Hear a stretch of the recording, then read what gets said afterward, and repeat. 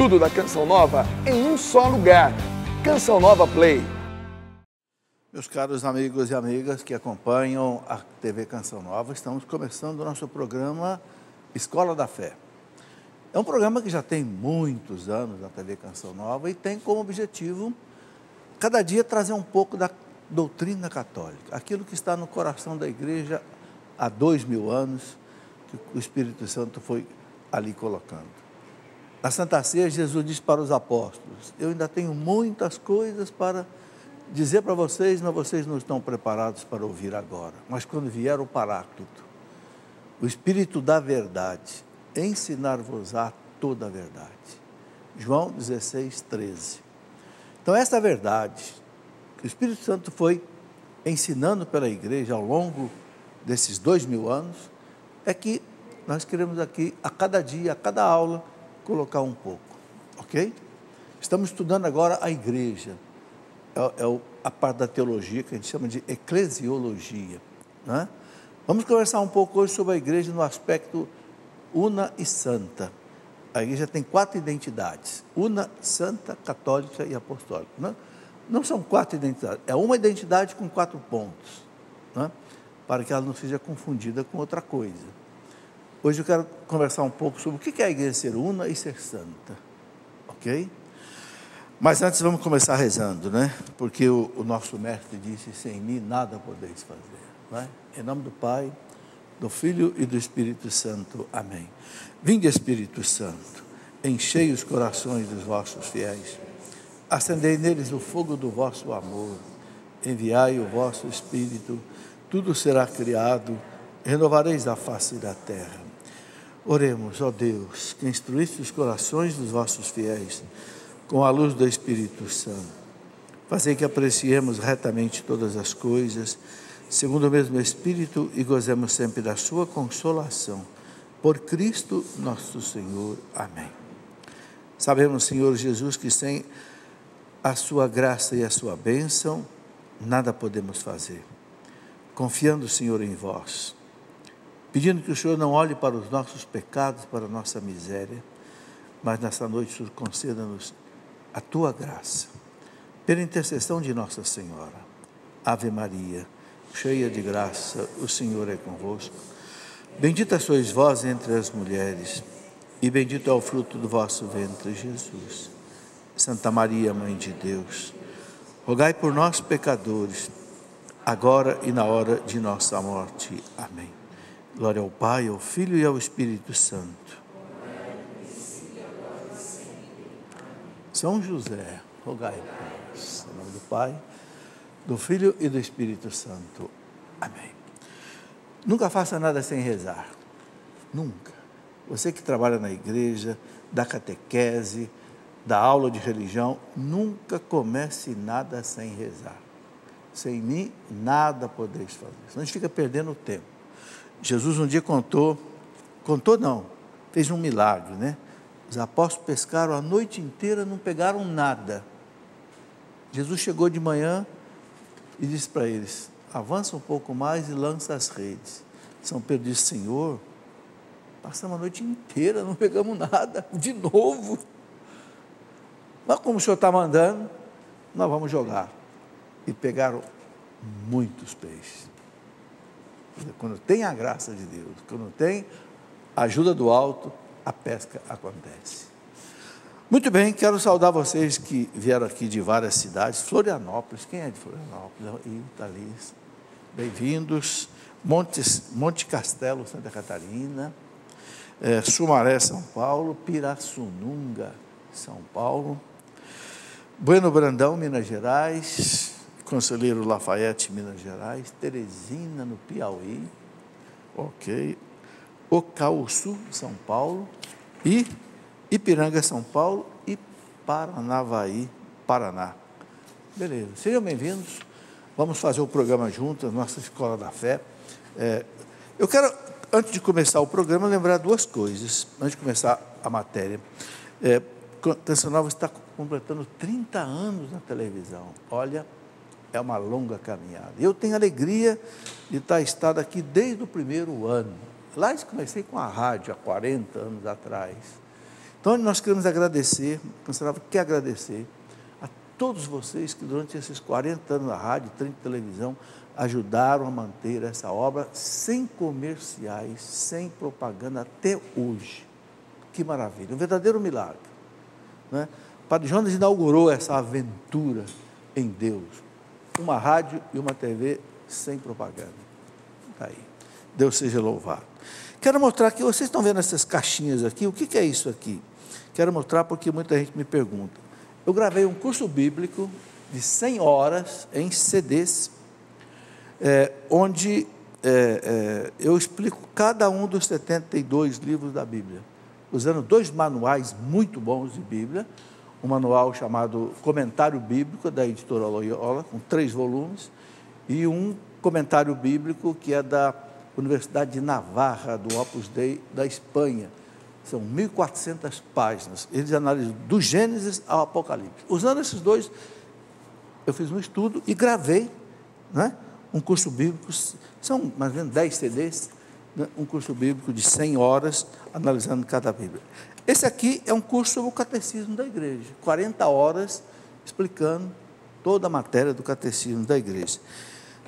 Um curso de história da igreja, que aqui é junto com esses livros que vocês estão vendo aqui, tem 3 livros aqui, História da Igreja, são 3 porque é a História da Igreja Antiga, História da Igreja Idade Média, História da Igreja Idade Contemporânea, mais ou menos 500 páginas cada um, 1.500 páginas, e aqui, né, ou a pessoa, quem gosta de ler, pode ler nos livros, quem gosta de ouvir, né, são 3 caixinhas dessa, um da Idade Antiga, um da Idade Média e um da Idade Moderna Contemporânea. E depois, gravei também o seguinte, um curso sobre família. Por quê?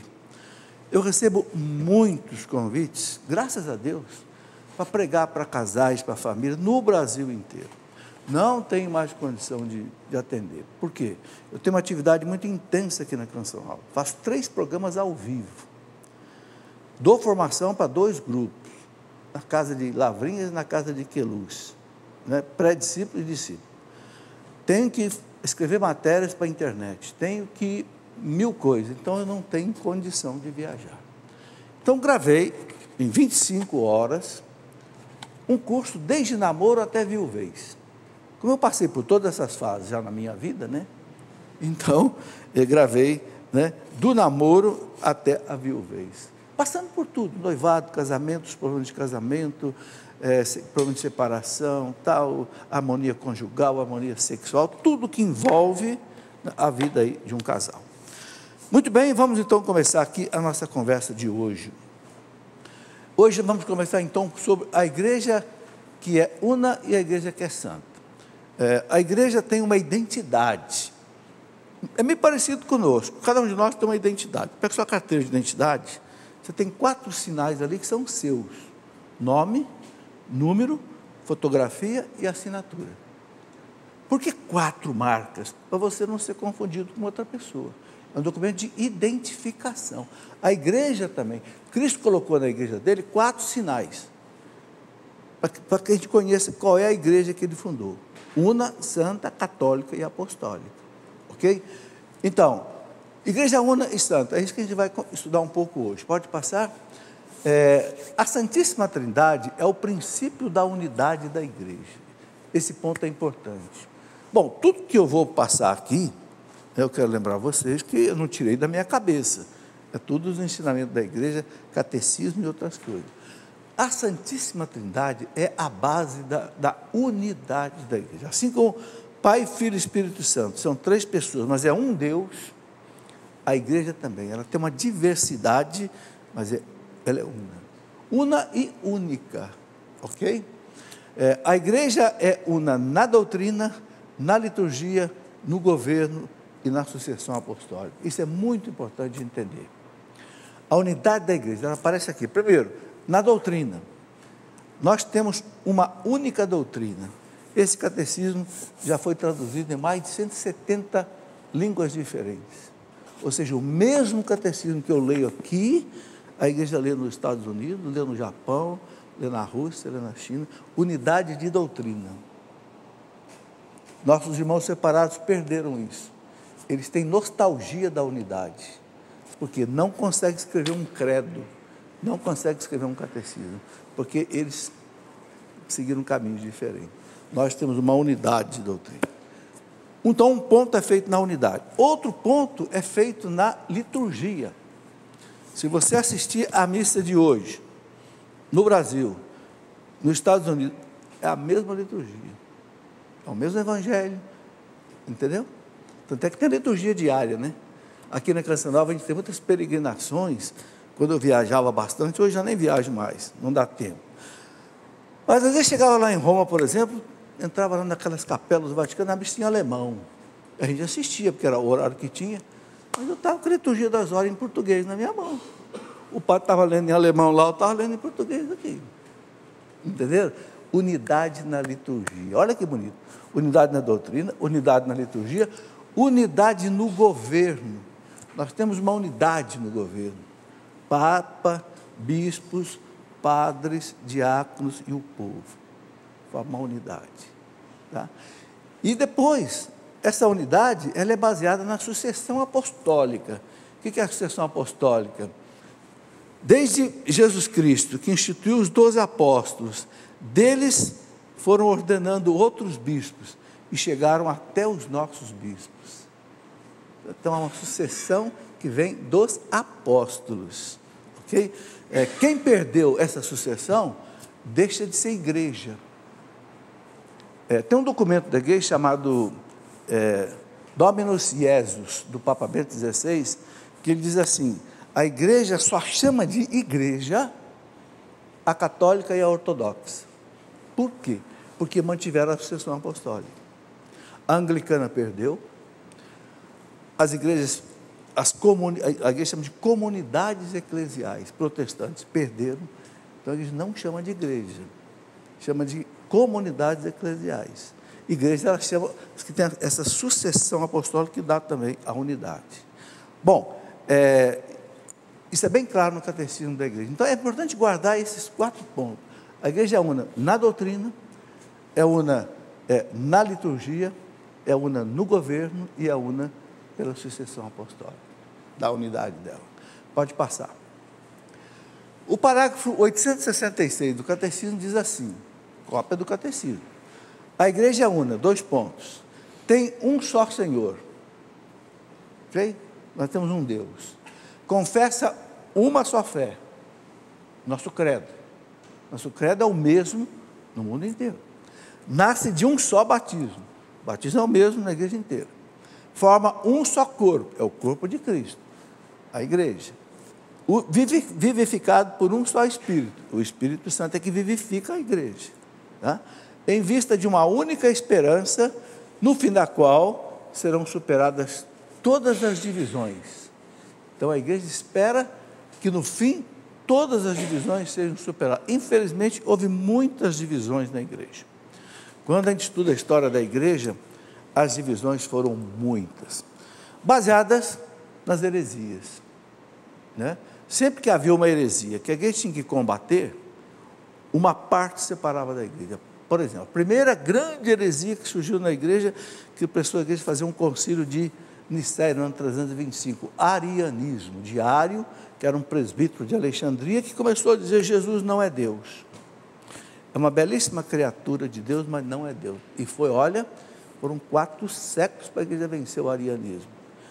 Quando a igreja derrubou o arianismo no concílio de Nicéia, o que aconteceu? Uma parte de arianos separaram da igreja. Então vai quebrando a unidade da igreja, né? Paciência. Depois houve muitas outras cisões, a cisão protestante, 1517, a cisão dos ortodoxos, 1054, a cisão dos anglicanos de Henrique VIII, 1534.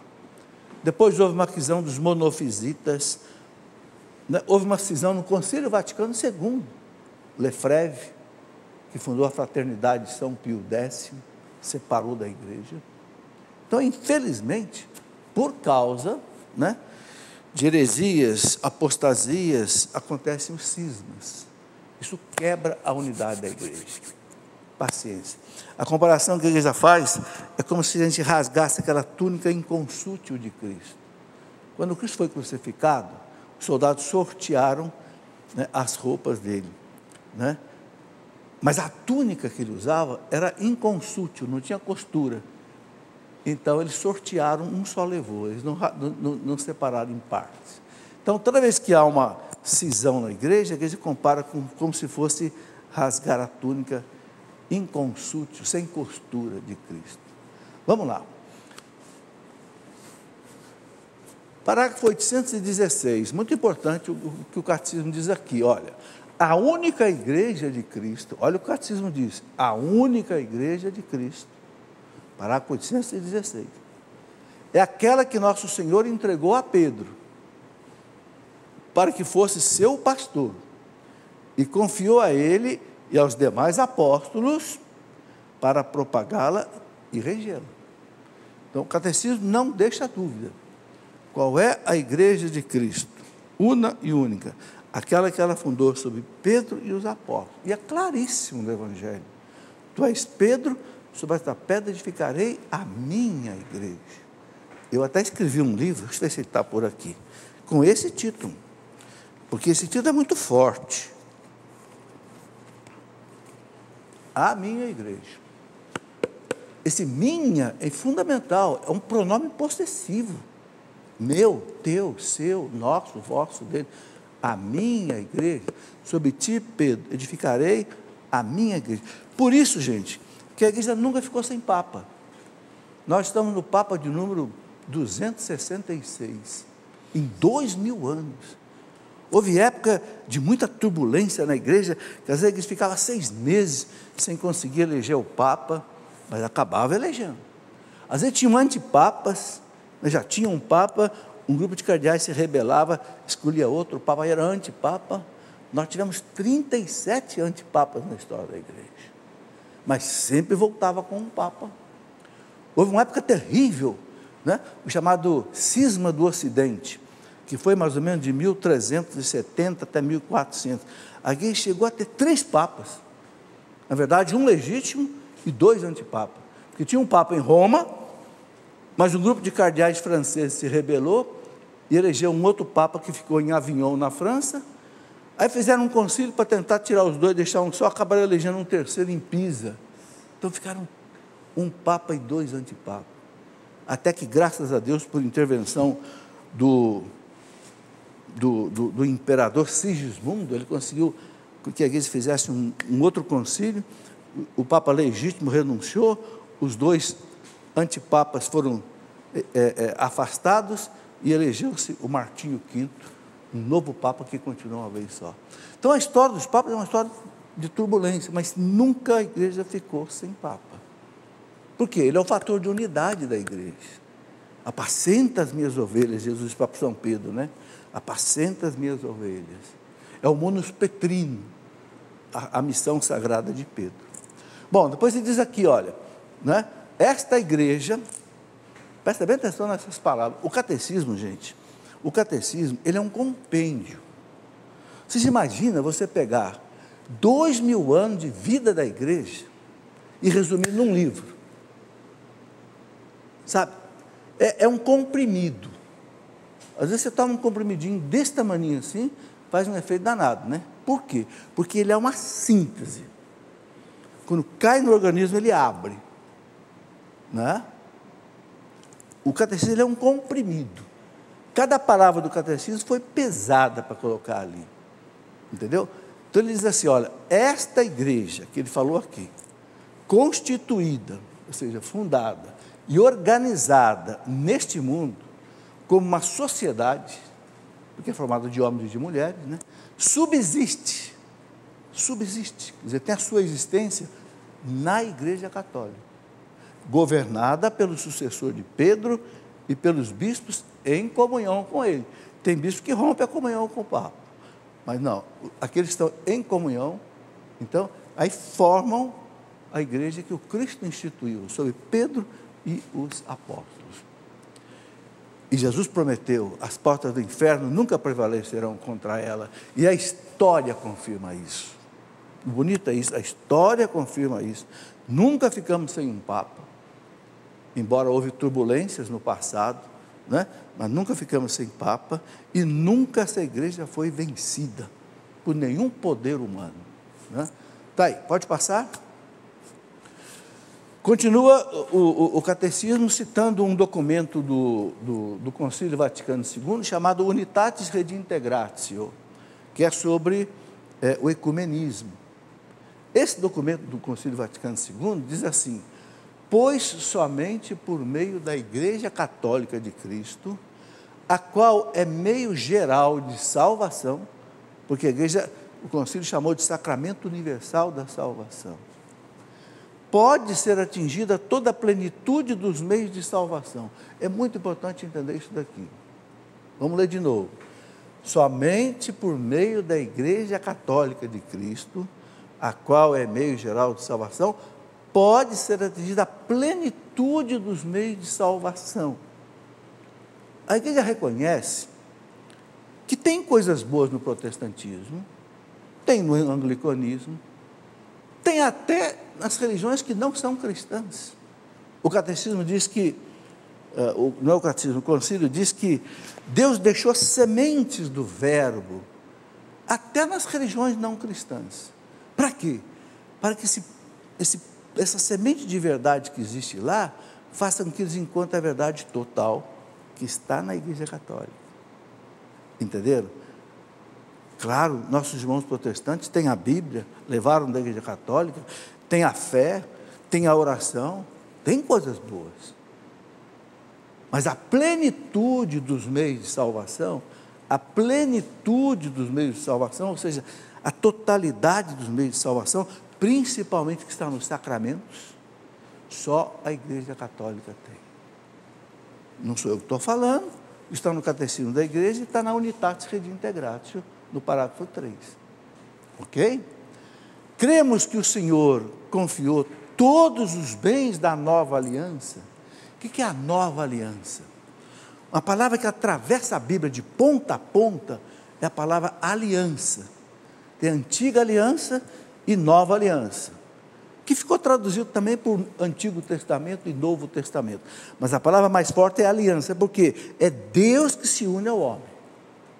Deus fez aliança com Noé, fez aliança com Abraão, os sucessores de Abraão, Isaac, Jacó, Moisés, os profetas, até que fez a eterna aliança em Jesus Cristo. A nova e eterna aliança, né? E essa aliança é simbolizada pelo casamento. Por que o casal coloca uma aliança no dedo? Porque Deus comparou a unidade dele com a humanidade num casamento. No Antigo Testamento era Javé e Israel. No Novo Testamento, Cristo e a igreja. A igreja é a esposa de Cristo. Israel é a esposa de Javé. É uma aliança. Daí vem o sentido pleno do casamento. Entende? Então ele diz aqui, né?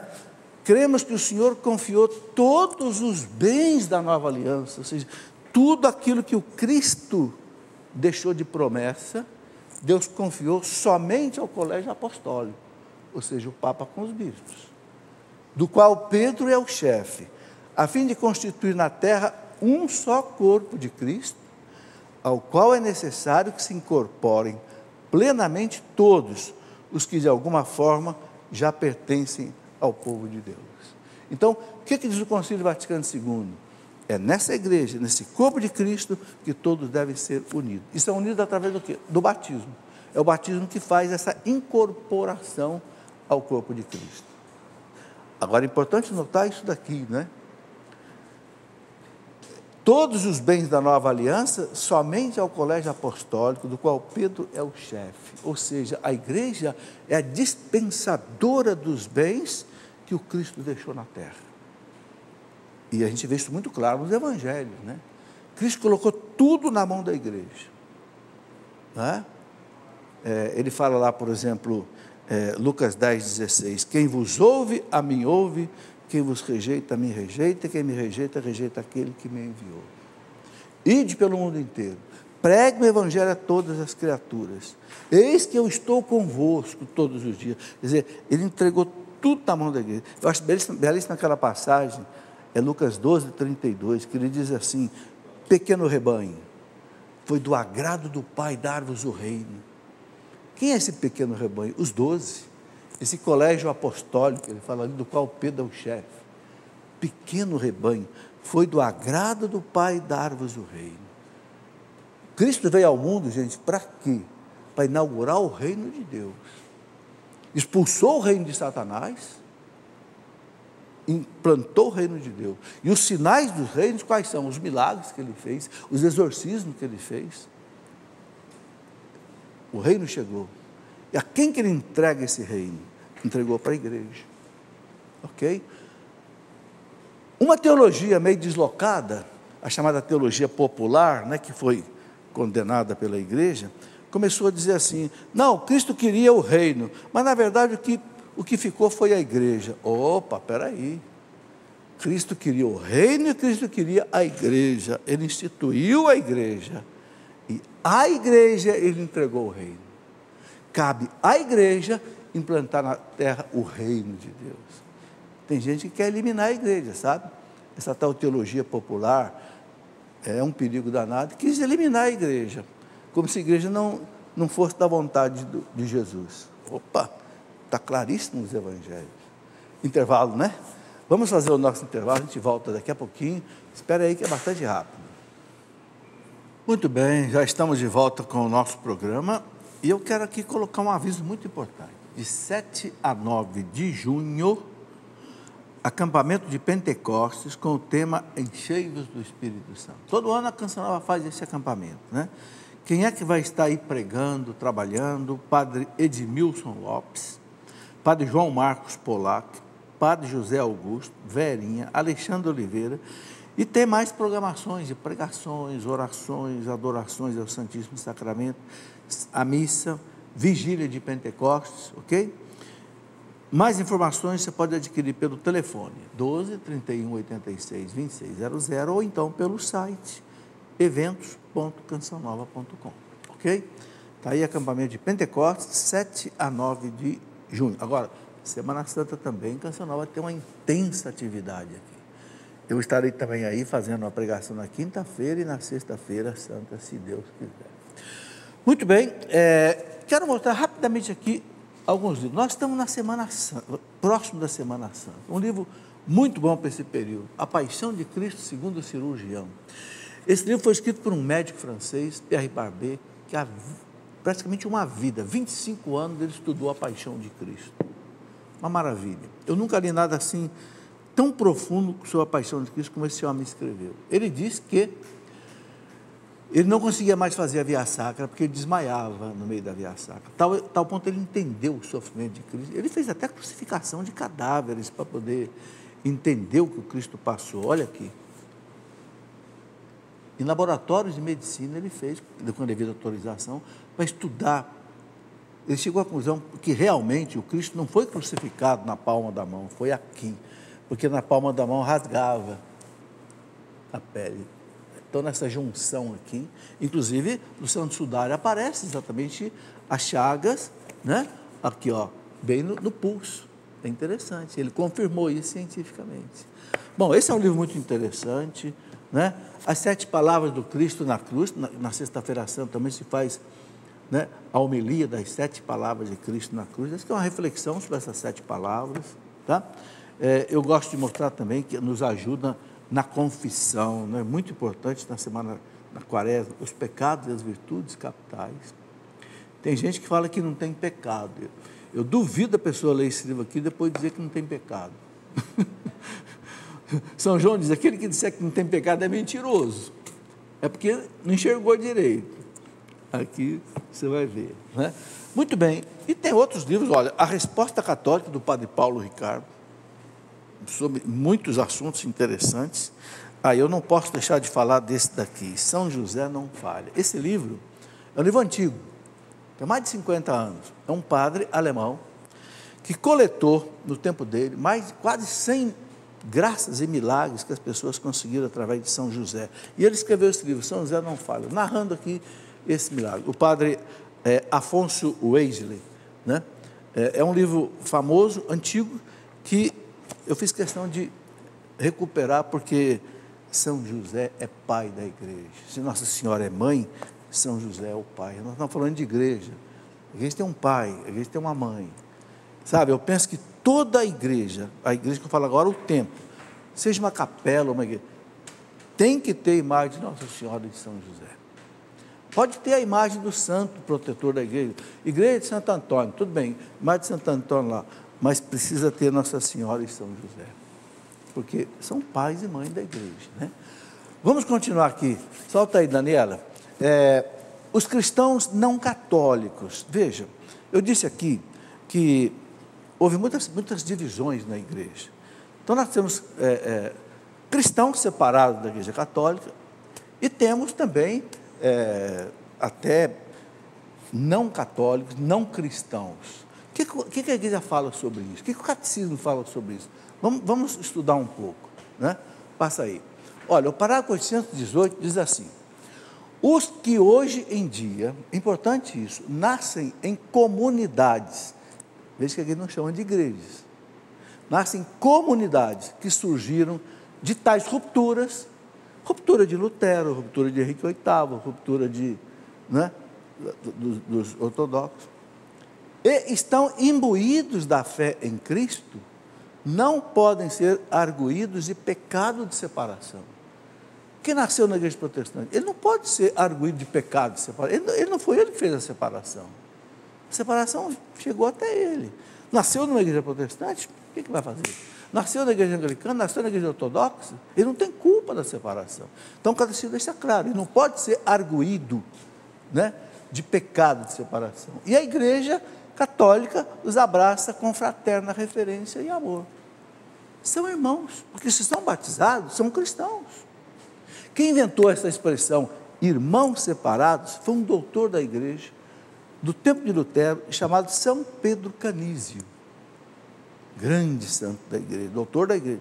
Ele que cunhou essa expressão, irmãos separados. Irmãos por quê?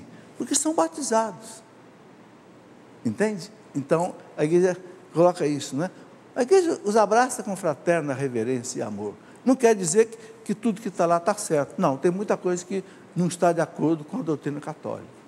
Claro, não tem os sacramentos, não tem a veneração aos santos, a Maria, etc. tal, mas tem coisas boas, né? Tem a fé, tem a oração, tem a Bíblia, que levaram da igreja católica. Muito bem, pode passar? Justificados pela fé recebida no batismo, olha aí, pelo batismo, estão incorporados em Cristo. Quem é batizado está incorporado em Cristo. Não pertence à igreja católica em termos de participação de vida, mas pertence ao corpo de Cristo, porque o batismo traz a pessoa ao corpo de Cristo. E por isso, com razão, são honrados com o nome de cristãos e merecidamente reconhecidos pelos filhos da igreja católica como irmãos no Senhor, os irmãos separados, que São Pedro Canísio colocou. Ok? Então a igreja quer o quê? O ecumenismo, trazê-los de volta. Eles é que saíram, então eles é que têm que voltar. Ok? O ecumenismo é para isso, é trazê-los de volta, né? Vamos lá, pode passar. Ó, vocês estão vendo que sempre aparecer parágrafo tal, é do catecismo da igreja, 819, né? Além disso, olha o que diz o catecismo: muitos elementos de santificação e de verdade existem fora dos limites visíveis da igreja católica. Por que elementos de santificação? Ora, se a pessoa tem a Bíblia, tem elementos de santificação ali. Se ele tem a fé, se ele tem a oração, tem elementos de santificação. Não tem a plenitude dos meios de salvação que a Unitatis Redintegratio colocou. Entendeu? A palavra escrita de Deus, a vida, né, da graça, a fé, a esperança, a caridade, outros dons interiores do Espírito Santo e outros elementos visíveis. Está lá, está na Unitatis Redintegratio e está na Lumen Gentium 15. Então a igreja reconhece isso. Tem coisas boas lá. Entendeu? E nós todos conhecemos pessoas separadas que são boníssimas. Não podemos negar isso. Pessoas verdadeiramente santas. É pena que não participa totalmente, né, da unidade da igreja. Mas um dia haverá essa unidade. E nós todos temos que rezar, né? Porque Jesus falou: um dia haverá um só rebanho e um só pastor. Então, um dia, os irmãos separados voltarão. A gente tem que rezar para isso. E o catecismo, quando fala disso, é interessante. Ele coloca, eu não coloquei aqui no slide, mas o catecismo, quando ele fala disso, aqui no parágrafo 816, mais ou menos, ele fala assim, o que é preciso para que haja o ecumenismo, para que aconteça essa unidade? Ele coloca assim, primeiro, parágrafo 821, primeiro, uma renovação permanente da igreja e uma fidelidade maior à sua vocação. Segundo, a conversão do coração. Terceiro, a oração em comum, pois a conversão do coração e a santidade de vida, juntamente com as preces, particulares e públicas, pela unidade dos cristãos. Quarto, o conhecimento fraterno recíproco. Quinto, a formação ecumênica dos fiéis, especialmente dos presbíteros. Quinto, o diálogo entre os teólogos católicos conversarem com os teólogos protestantes. A colaboração entre cristãos nos diversos campos do serviço aos homens. Até trabalho em conjunto. Por exemplo, no campo social, no campo político. Trabalhar junto. Isso facilita também. E Nossa Senhora é a grande agente da unidade, porque ninguém melhor do que a mãe sabe reunir os filhos, não é verdade? A gente tem que pedir muito para Nossa Senhora que voltem para a casa do Pai. Muito bem, pode passar. O Espírito de Cristo serve-se dessas igrejas e comunidades eclesiais. Então, olha como é que o catecismo fala. Serve dessas igrejas, quais são? Católicas, as igrejas ortodoxas. E comunidades eclesiais. São as que não têm sucessão apostólica. Está certo aquilo que eu falei? A igreja não chama de igrejas que não têm sucessão apostólica, chama de comunidades eclesiais. Igrejas são as ortodoxas, que são várias, porque você sabe que não existe uma igreja ortodoxa só. Não, tem a igreja ortodoxa da Rússia, de Jerusalém, elas são separadas, que cada um tem o seu patriarca, eles não têm um papa como nós, elas são independentes. Muito bem, como meios de salvação, cuja força vem da plenitude de graça e de verdade que Cristo confiou à Igreja Católica. Estão entendendo?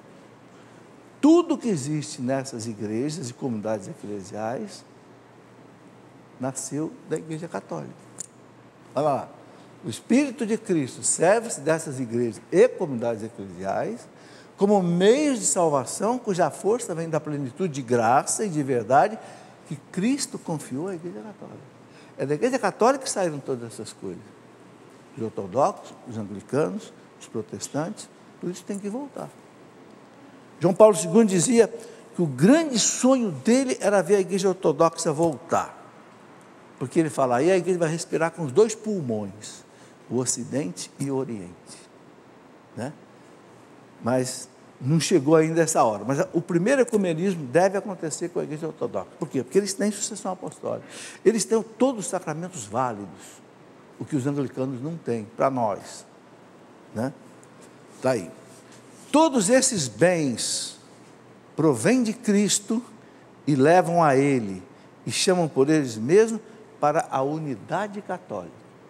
Eu quero destacar aqui o seguinte, eu não coloquei uma palavra minha nesses textos, para que alguém não pense que eu esteja distorcendo alguma coisa. Está tudo aí no catecismo da igreja. Ok?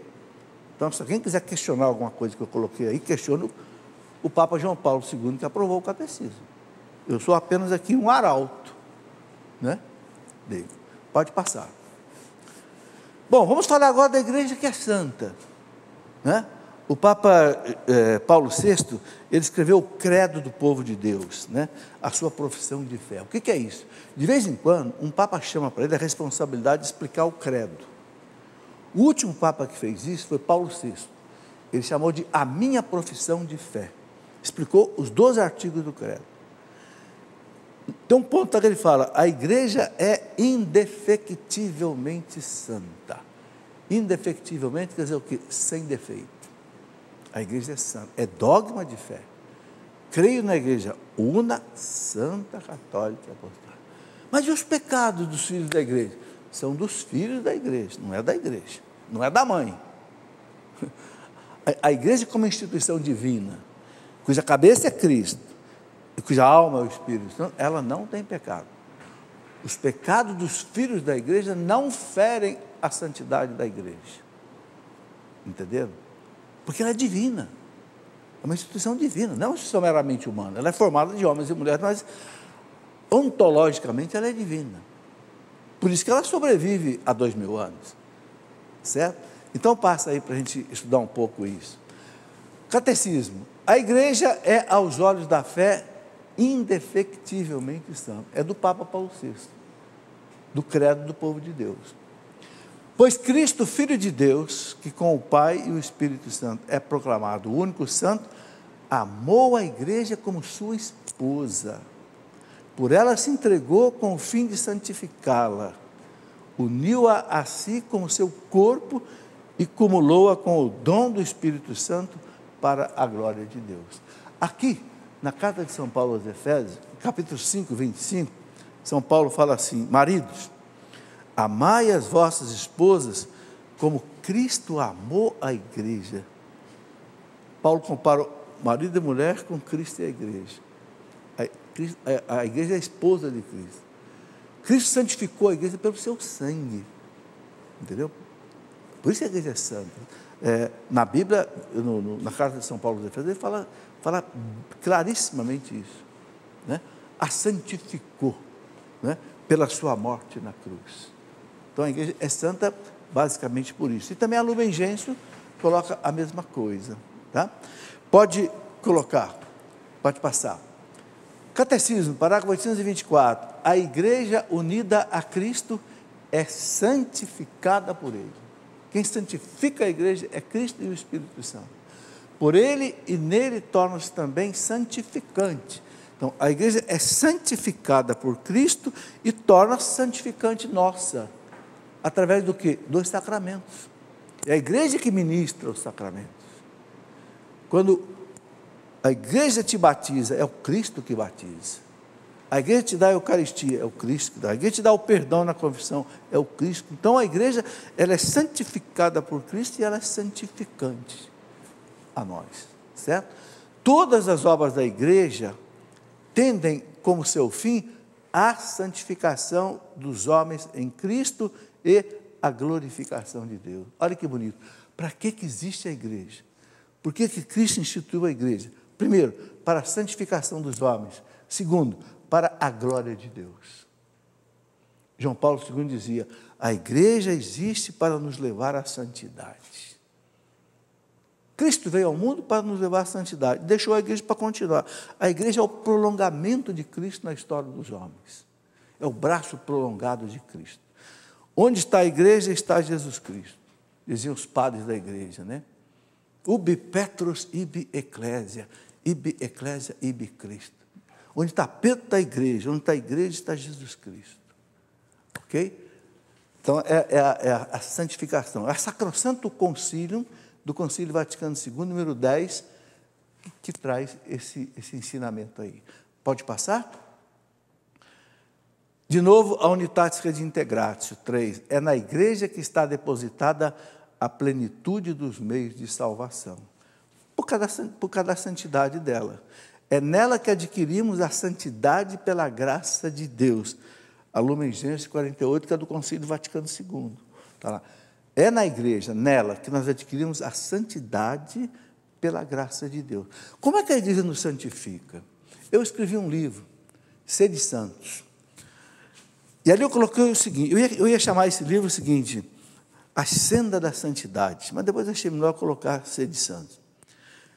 O que a igreja nos oferece para a nossa santificação? Primeiro, os sacramentos. Desde o batismo até a unção dos enfermos, para tirar o pecado. Pode reparar. Ou tirar o pecado ou preservar contra o pecado, que é o caso da Eucaristia. Segundo, pela palavra de Deus, que a igreja interpreta e coloca para nós. Terceiro, né, por tudo que a igreja ensina na sua moral, os 10 mandamentos, etc., a moral católica, é toda uma matéria da teologia. E outras coisas que a igreja vai nos ensinando, Por exemplo, até pelos nossos sofrimentos. A igreja ensina a oferecer o sofrimento a Deus pela santificação. A vida de família. A família é um local de santificação. Não é fácil ser pai, ser mãe, se educar filho, não. Não é fácil aguentar o mesmo marido a vida inteira, não. Não é fácil aguentar a mesma mulher a vida inteira, não. Todos nós temos defeito, não temos? Tem. Eu vivi casado 40 anos, eu sei que tem. Mas santifica, gente. A dificuldade da vida familiar. Não é fácil ter harmonia conjugal, não é fácil ter harmonia sexual, não é fácil educar os filhos, não é fácil colocar o feijão com arroz na mesa todo dia, não. O trabalho, a gente ensina que o mundo do trabalho santifica, sabe? Então a igreja, ela oferece a nós uma série de caminhos de santificação. Por isso que ele coloca isso. É nela que adquirimos a santidade pela graça de Deus, sempre agindo a graça de Deus. Passa. A igreja é santa, mesmo tendo pecadores em seu seio. Olha o que diz o catecismo. A igreja é santa. A gente não pode dizer igreja santa e pecadora. Não. Igreja santa, formada de pecadores. Não mistura, não. No ano 2000, mas o Papa no ano 2000 pediu perdão pelos pecados da igreja. Não. João Paulo II pediu perdão pelos pecados dos filhos da igreja. Ele deixou bem claro. Eu não tenho que pedir perdão dos pecados da igreja, porque a igreja não tem pecado. Quem tem pecado são os filhos da igreja. Pediu perdão pelos pecados dos filhos da igreja. Pediu. Entendeu? Então, olha lá. A igreja é santa, mesmo tendo pecadores em seu seio.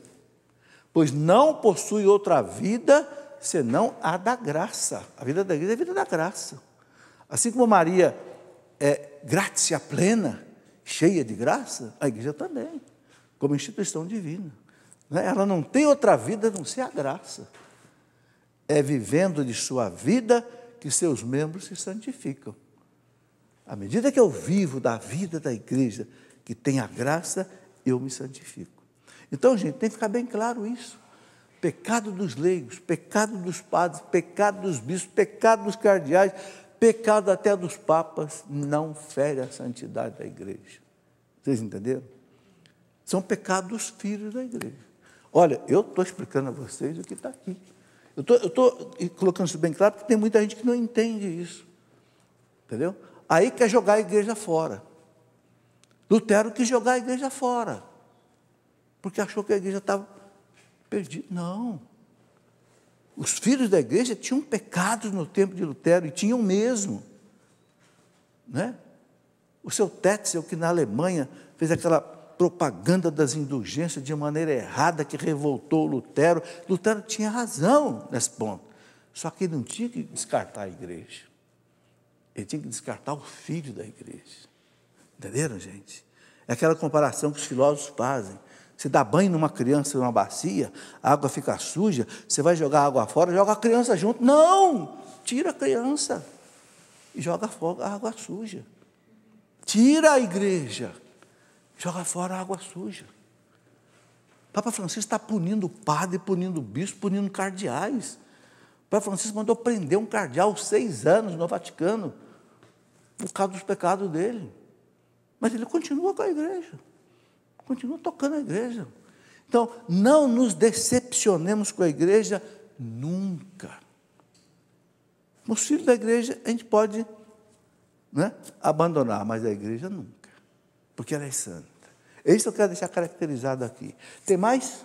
Acabou? Então tá aí, meu tempo já acabou, né? Deu certinho.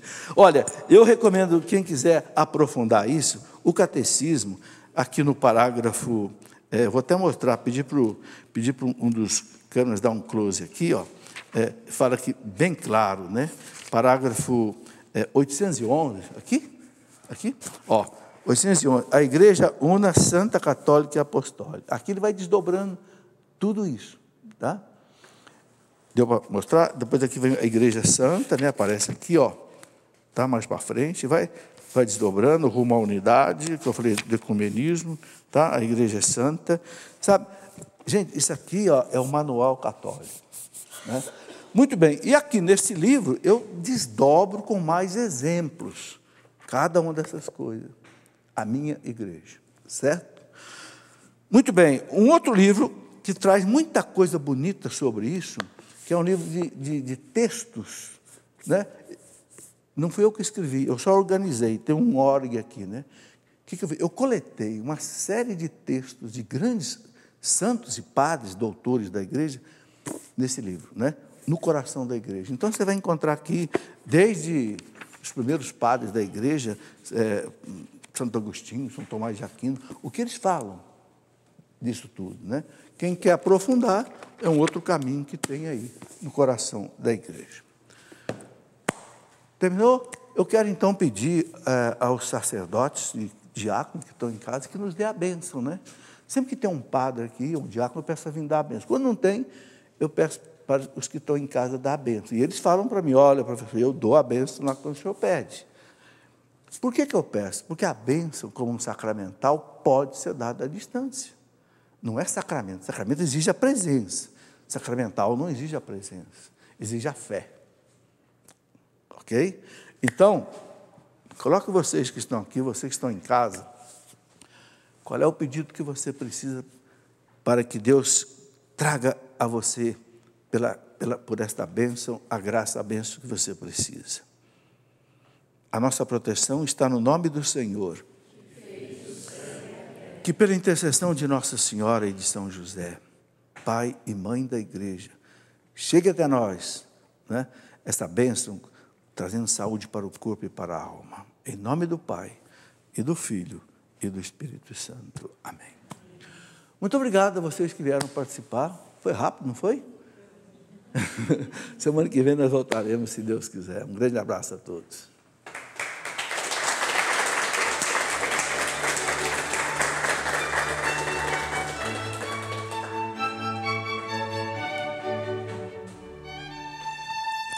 Muito obrigado, gente. Seja bem-vindo.